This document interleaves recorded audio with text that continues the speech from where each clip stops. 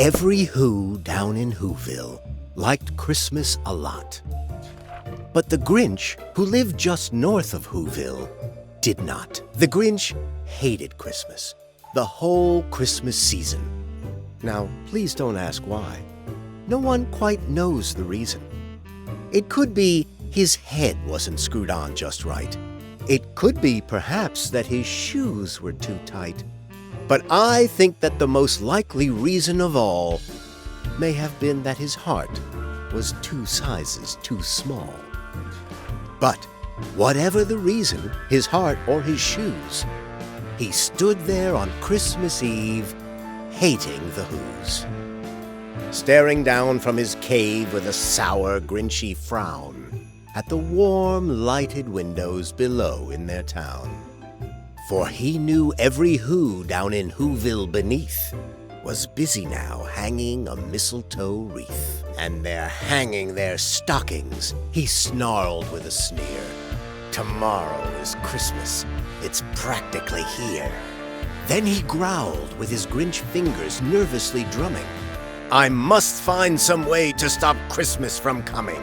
For tomorrow, he knew, all the Who girls and boys would wake bright and early. They'd rush for their toys, and then, oh, the noise! Oh, the noise, noise, noise, noise!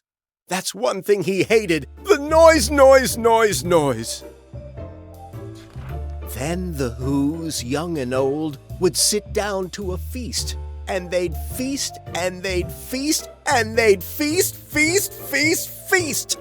They would feast on Who pudding and rare Who roast beast, which was something the Grinch couldn't stand in the least.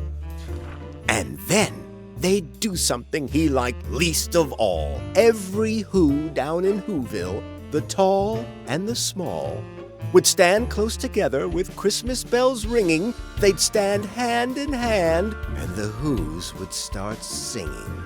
They'd sing, and they'd sing, and they'd sing, sing, sing, sing. And the more the Grinch thought of this Who Christmas sing, the more the Grinch thought, I must stop this whole thing. Why, for 53 years I've put up with it now. I must stop this Christmas from coming. But how? Then he got an idea.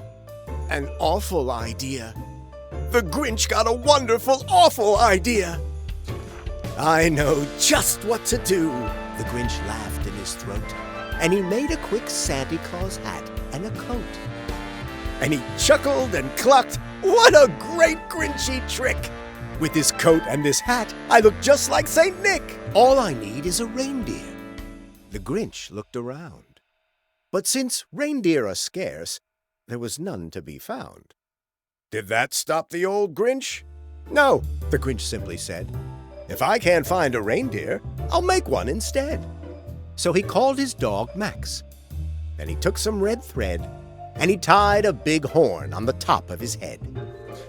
Then he loaded some bags and some old empty sacks on a ramshackle sleigh, and he hitched up old Max. Then the Grinch said, get up! And the sleigh started down toward the homes where the Whos lay a snooze in their town. All the windows were dark. Quiet snow filled the air.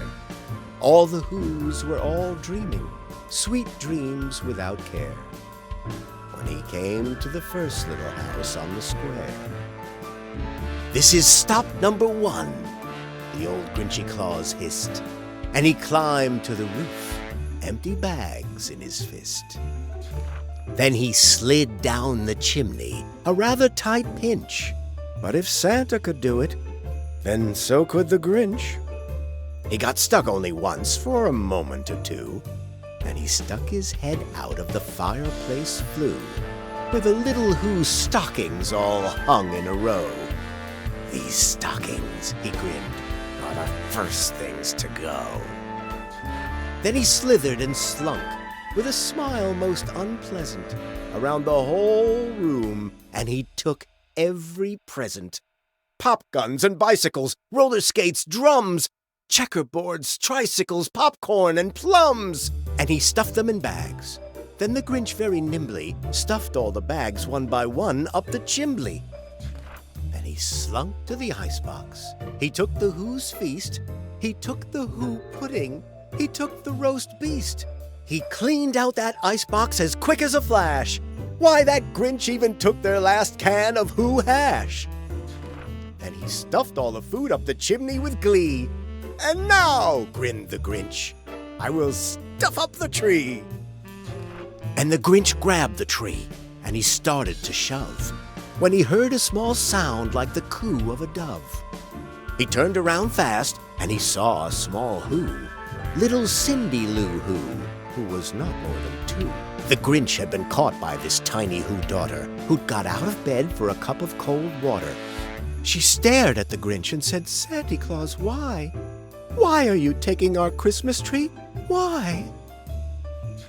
But you know, that old Grinch was so smart and so slick.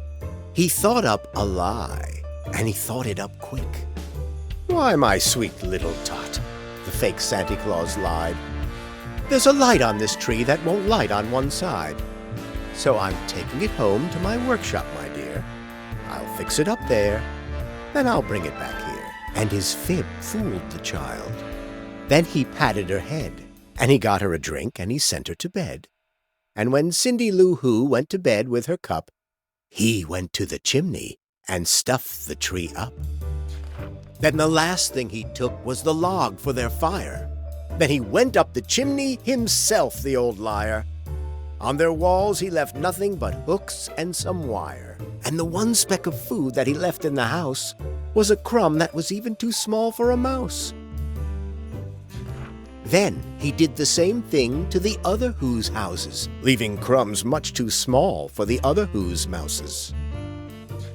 It was 1/4 dawn, all the Who's still abed, all the Who's still a snooze, when he packed up his sled. Packed it up with their presents, the ribbons, the wrappings, the tags and the tinsel, the trimmings, the trappings. 3,000 feet up the side of Mount Crumpet, he rode with his load to the tip-top to dump it. Pooh-pooh to the Who's, he was Grinchishly humming. They're finding out now that no Christmas is coming. They're just waking up, I know just what they'll do. Their mouths will hang open a minute or two, then the Who's down in Whoville will all cry boo-hoo. "That's a noise," grinned the Grinch, "that I simply must hear."